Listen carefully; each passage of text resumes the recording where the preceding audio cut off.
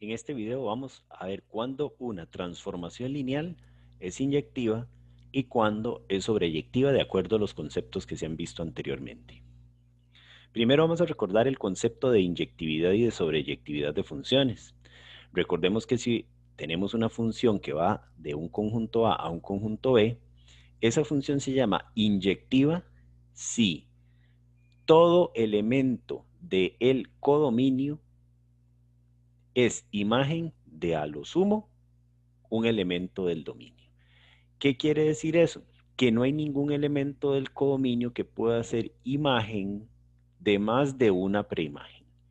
Matemáticamente lo vemos de esta forma. Si dos imágenes son iguales, forzosamente es porque sus preimágenes también lo son. Entonces veamos qué implicaciones tiene el hecho de que una función sea inyectiva en el contexto de transformaciones lineales. Entonces, si tengo una transformación entre dos espacios vectoriales V y W, entonces como si tengo la igualdad de dos imágenes de dos elementos cualesquiera del dominio, entonces podemos hacer esta resta pasando este a este lado a restar y el resultado de esa resta me daría entonces el vector nulo del codominio. Pero como T es una transformación lineal, esta resta la puedo meter en una sola, valiéndome la linealidad de T. Entonces quiere decir que este elemento que me quedó aquí, esta resta x1 menos x2, como su imagen es el vector nulo del otro lado, está en el núcleo. Entonces, si T es inyectiva, por esto que acabamos de ver aquí, si esta igualdad se da y esto está en el núcleo, forzosamente x1 tiene que ser igual a x2. Entonces, ¿qué concluimos a partir de ahí?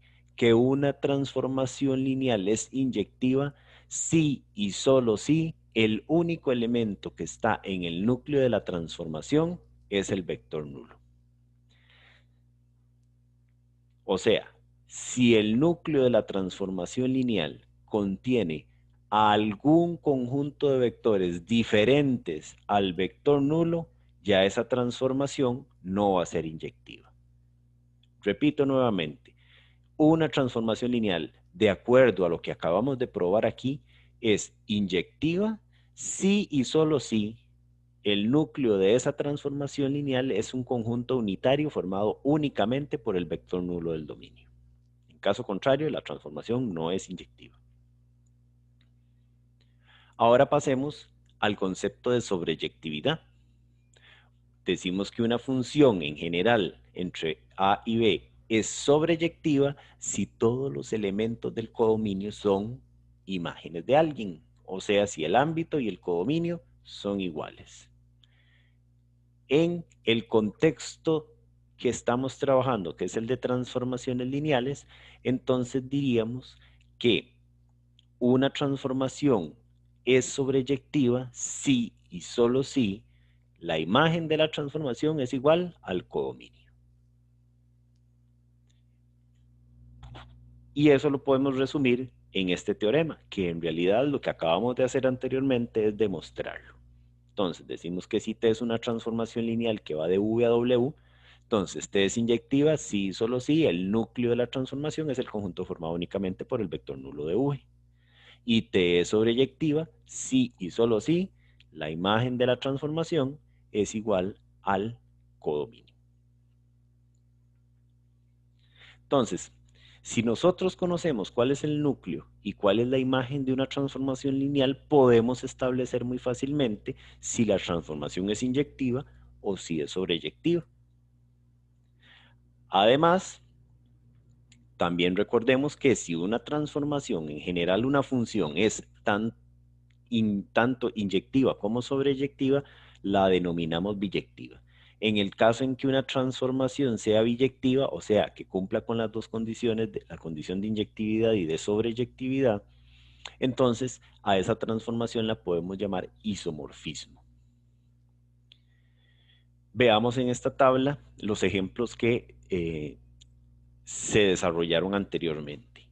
Como ya habíamos tenido en este caso, por ejemplo, que el núcleo era el conjunto generado únicamente por el vector nulo, entonces en ese caso la transformación es inyectiva. Y para la imagen en este ejemplo, en este caso, en esta transformación lineal, era el conjunto generado por estas dos matrices, pero estas dos matrices no generan a todo el codominio, que es el conjunto de matrices de tamaño 2 por 2. Entonces, en este caso, esa transformación no es sobreyectiva. En este otro ejemplo, veamos que el núcleo es el conjunto generado por este vector. Aquí no hay solamente un vector. El núcleo no contiene únicamente al vector nulo. Entonces, en este caso, la transformación no es inyectiva. Y veamos que en este otro caso, la imagen era el conjunto generado por estos dos vectores de R3 y estos dos vectores de R3 no me pueden generar a R3, entonces tampoco es sobreyectiva. Y el último ejemplo, ¿verdad? En este caso, el núcleo es el conjunto generado por un vector, entonces no es inyectiva porque no es el conjunto únicamente formado por el vector nulo. Y la imagen me daba R3, que es el mismo codominio, entonces en este caso, como la imagen y el codominio son iguales, entonces la transformación sí es inyectiva. Veamos un ejemplo. Me dan una transformación lineal que va de P sub 2 a R3 y me piden determinar si es inyectiva, si es sobreyectiva o si las dos, biyectiva en este caso. La transformación está definida de esta forma.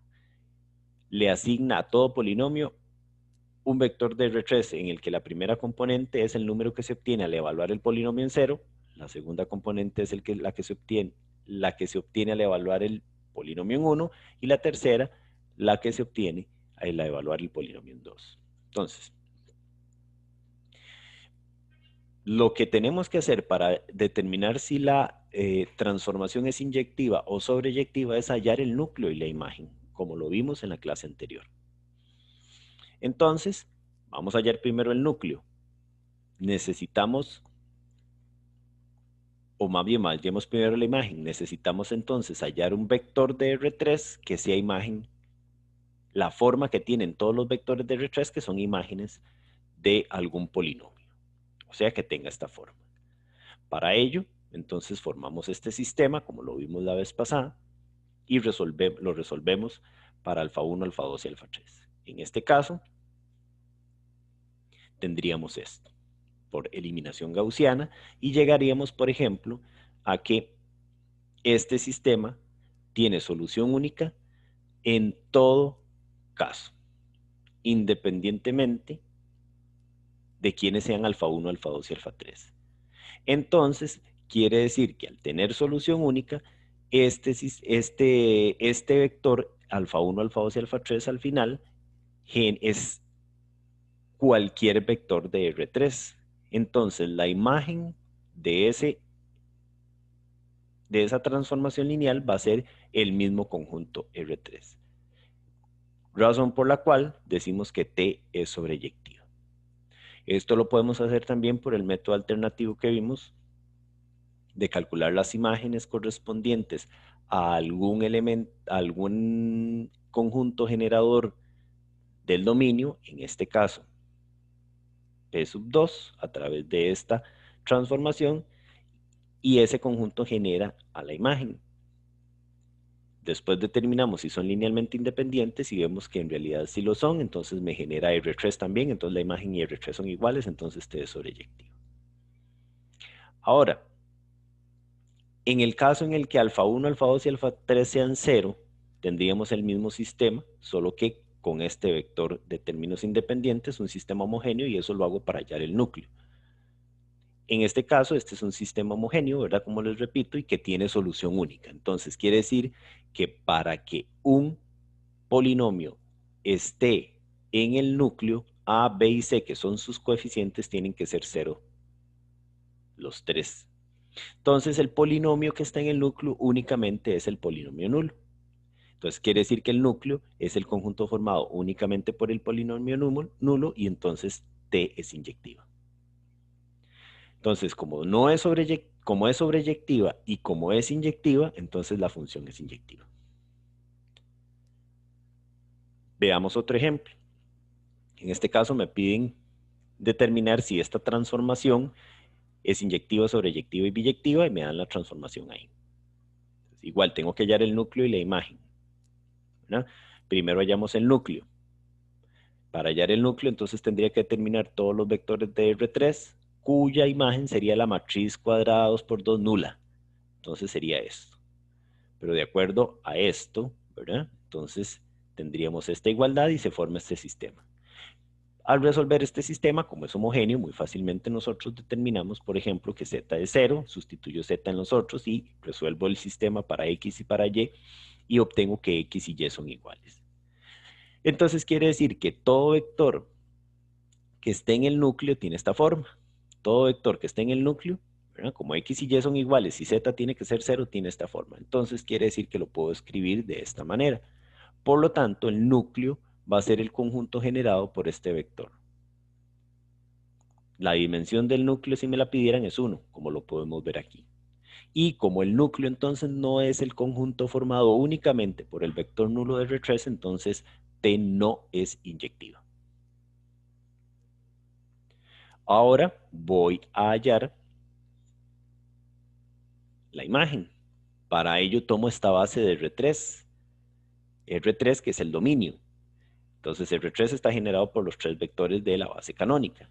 Calculo la imagen de cada uno de ellos a través de la transformación dada, ¿verdad? Y esas imágenes me generarían la imagen de la transformación. La imagen del primer vector de la base canónica es este, la imagen del segundo es este y la imagen del tercero es este. En este caso, yo puedo determinar muy fácilmente si esos tres vectores, esas tres matrices son linealmente independientes o linealmente dependientes, haciendo uso del teorema de las dimensiones. El teorema de las dimensiones que me decía que la dimensión del dominio siempre va a ser igual a la suma de las dimensiones del núcleo y de la imagen. Como ya tengo cuál es la dimensión del dominio y ya tengo cuál es la dimensión del núcleo, puedo determinar cuál es la dimensión de la imagen. Entonces, la dimensión de la imagen sería despejando, ¿verdad? La dimensión del dominio menos la dimensión del núcleo. Recordemos simplemente que el teorema de las dimensiones me dice esto precisamente. La dimensión del dominio, en este caso R3,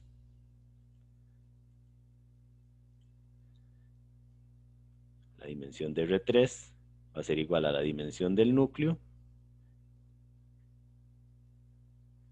más la dimensión de la imagen. Pero yo sé que esto es 3 y acabo de averiguar la dimensión del núcleo. Entonces, esto, que es lo que me hace falta, lo obtengo despejando esto, pasando la dimensión del núcleo al otro lado a restar, que es lo que tengo aquí. Y me da 2. ¿Qué quiere decir eso? Varias cosas. La primera, que estos tres matrices que me dieron aquí son linealmente dependientes, porque yo sé que la imagen de T tiene como dimensión 2, de acuerdo a lo que acabo de hacer. Y aquí tengo tres matrices. ¿De acuerdo? Entonces, yo sé que la imagen tiene como dimensión 2. Habría que quitar una, pero en este caso no es necesario para lo que me están preguntando. A mí nada más me preguntaban determinar cuál es, si la transformación es inyectiva o sobreyectiva. Con esto yo puedo determinar claramente que la transformación no es sobreyectiva, porque me está dando la dimensión de la imagen 2, que no es lo mismo que la dimensión del codominio, que en este caso sería 4. Pero, aún así, vamos a hacer el procedimiento para eliminar la matriz que sobra, ¿verdad? Como esta matriz y esta otra son proporcionales, vean que yo puedo obtener una de otra multiplicándola por -1, entonces quito y aquí tengo ya la imagen como conjunto generado. Esta es una base de la imagen y evidentemente este conjunto no genera todo el codominio, por lo tanto T no es ni inyectiva ni sobreyectiva. Pero aclaro, con el teorema de las dimensiones, si a mí lo que me pedían era determinar si T es inyectiva o sobreyectiva, con solo haber aplicado esto, desde que encontré el núcleo, ya podía determinar si era o no sobreyectiva. Precisamente por el valor de la dimensión que me dio aquí la dimensión de la imagen. Este ejercicio se los voy a dejar para que ustedes lo intenten hacer. Es exactamente igual a los que acabamos de mostrar. Me dan una transformación, en este caso de R3 a R3, y me piden determinar si es inyectiva o si es sobreyectiva, y en caso de que sea ambas, entonces decir que es biyectiva. Veamos entonces. En todos los ejemplos que resolvimos anteriormente, podemos usar el teorema de las dimensiones para establecer la dimensión de la imagen de T. Ese teorema me dice esto. Entonces, de aquí podemos deducir algunas cosas. Primero, si la transformación es inyectiva, entonces la dimensión del núcleo tiene que ser 0. Esto porque el conjunto vacío es base de este espacio. Entonces, debido a esto, si el núcleo es igual a 0, la dimensión del núcleo es igual a 0, entonces tendríamos forzosamente que la dimensión del dominio va a ser igual a la dimensión de la imagen, porque esta parte de aquí, en ese caso, sería 0. Entonces, si ya yo sé que la dimensión de la imagen es menor que la dimensión del codominio, entonces podemos deducir automáticamente que si la transformación es inyectiva, entonces forzosamente la dimensión del dominio va a ser menor que la del codominio, precisamente por esta relación que tenemos acá. En otras palabras, si la dimensión del dominio es mayor que la del codominio, entonces T no puede ser inyectiva jamás, porque no se daría la relación que acabamos de ver anteriormente. Por ejemplo, esta transformación de aquí, ¿verdad?, que va de R4 a R3, en donde la dimensión del dominio es 4 y la dimensión del dominio es 3, no puede ser inyectiva precisamente porque 4 es mayor que 3.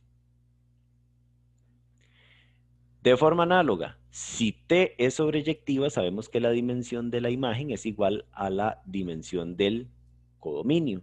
Y por el teorema de las dimensiones, cuando tengo esto, ¿verdad?, y sabemos que la dimensión de la imagen es igual a la dimensión del codominio, tendríamos esto de acá. Por lo que deduciríamos, ¿verdad?, que como la dimensión del núcleo siempre es mayor o igual que 0, esto de aquí siempre es mayor o igual que 0, entonces siempre la dimensión del codominio va a ser mayor o igual que la dimensión del dominio en ese caso, en el caso en el que T sea sobreyectiva.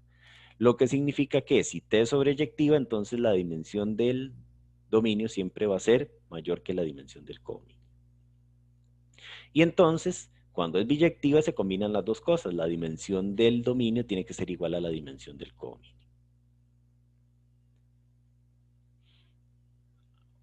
Otra cosa que podemos deducir del teorema de las dimensiones. Si tengo una transformación de V a W en donde las dimensiones de V y W coincidan, o sea, que sea la misma, o sea, que T está definida sobre dos espacios que tengan la misma dimensión, entonces el teorema de las dimensiones me diría lo siguiente: n, que es la dimensión del dominio, sería igual a la dimensión del núcleo más la dimensión de la imagen.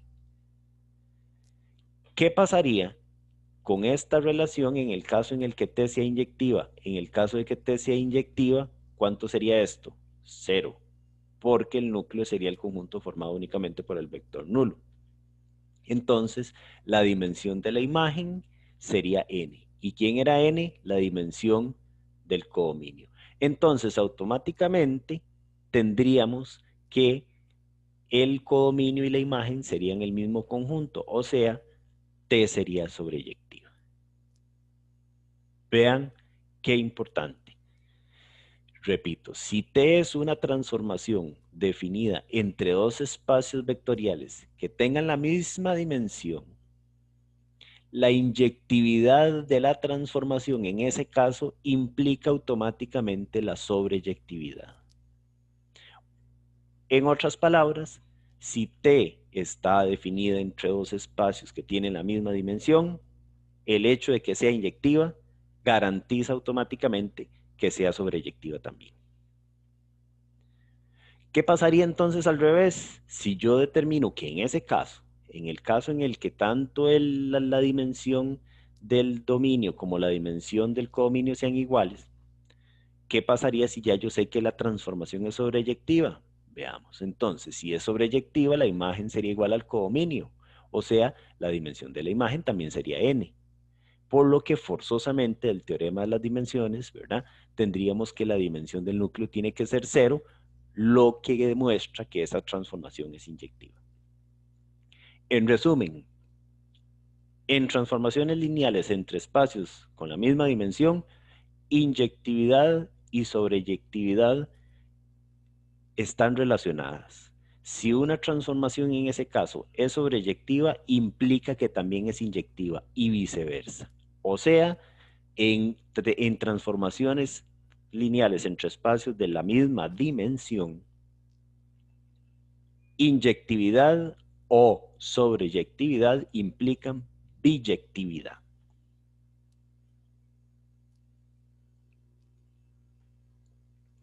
Y eso da pie entonces para enunciar un teorema que se le conoce como la alternativa de Fredholm.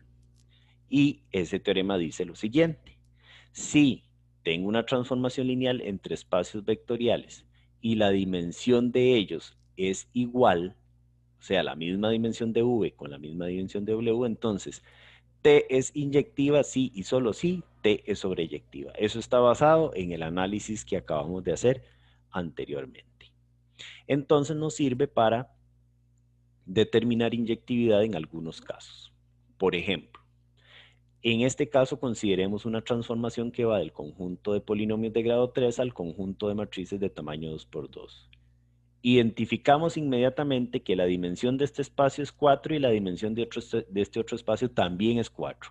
O sea, estamos en el campo de la hipótesis de la alternativa del Fredholm, o en la base que nosotros pusimos para poder determinar cuándo una transformación es biyectiva. Las dimensiones de ambos espacios son iguales. Aquí me dan la transformación y me piden determinar si es biyectiva o no. Para probar que es biyectiva tendría que probar que es inyectiva y sobreyectiva también. Pero por lo que acabamos de ver, como los espacios son de la misma dimensión, tienen la misma dimensión, basta comprobar una para concluir la otra. Basta comprobar inyectividad para concluir sobreyectividad. Y por consecuencia la biyectividad. ¿Cómo lo hacemos? De la manera más sencilla. La manera más fácil es hallando el núcleo. Si el núcleo es el conjunto formado por el vector nulo nada más, entonces es inyectiva y en este caso puedo concluir que sea sobreyectiva y en consecuencia biyectiva. Entonces determino cuáles serían la forma que tenía que tener todo polinomio cuya imagen sea la matriz nula. Entonces la imagen de todo polinomio tiene esta forma y se me formaría un sistema homogéneo muy fácil de resolver porque puedo ver claramente que tiene solución única. Las 4 constantes tienen que ser 0 para que esta igualdad se dé. Entonces quiere decir que el núcleo es el conjunto formado únicamente por el vector nulo. En consecuencia, T es inyectiva. Y como los dos espacios sobre los que está definida la transformación lineal tienen la misma dimensión, entonces ambos tienen dimensión 4. La alternativa de Fredholm me permite deducir automáticamente que esta transformación, como es inyectiva, también es sobreyectiva. Y como es inyectiva y sobreyectiva, al final es biyectiva. Veamos otro ejemplo. Ahora una transformación entre R3 y P sub 2. Vean que la dimensión de R3 es 3 y la dimensión de P sub 2 es 3 también. O sea, estamos en esa misma hipótesis.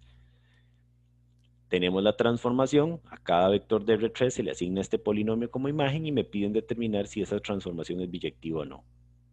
¿Cómo? Las dimensiones de estos dos espacios son iguales, basta comprobar una de las dos características, o la inyectividad o la sobreyectividad. Siempre yo recomiendo determinar inyectividad en este caso porque es la manera más sencilla, pero también puede hacerse de la otra forma, probando sobreyectividad, es equivalente. Entonces, determinemos el núcleo de la transformación, tenemos que hallar todos los vectores cuya imagen sea el polinomio nulo. Entonces, la imagen de este vector es esta y tiene que ser igual a 0. Para que este polinomio sea igual a 0, entonces este coeficiente tiene que ser 0 y este otro también. Y resolvemos ese sistema. Al resolver ese sistema obtenemos esto. Vean que nos tendría solución única. Entonces no habría un solo vector en el dominio, habrían un montón. En el núcleo. Todos los vectores que estén en el núcleo tendrían esta forma, o sea, el núcleo sería el conjunto generado por este vector. Quiere decir que la transformación lineal no es inyectiva porque en el núcleo no hay un único vector, que es el vector nulo. Entonces, como no es inyectiva y las dimensiones del dominio y del codominio son iguales, entonces automáticamente nosotros deducimos que no es sobreyectiva, porque la alternativa de Fredholm me permite a mí decir que la inyectividad y la sobreyectividad son equivalencias en este caso. O sea, si una se da, la otra se da, pero si una no se da, la otra tampoco. Entonces, T no es sobreyectiva. En consecuencia, no es biyectiva. Se los dejo para que ustedes lo intenten. Exactamente los mismos términos me dan una transformación lineal que va de un espacio al mismo, entonces aquí estamos también en la hipótesis de la alternativa de Fredholm y me piden determinar si T es biyectiva. Por último, vamos a ver un resultado que nos permite, nos da información importante con respecto a la independencia lineal de un conjunto de vectores del codominio, de una transformación.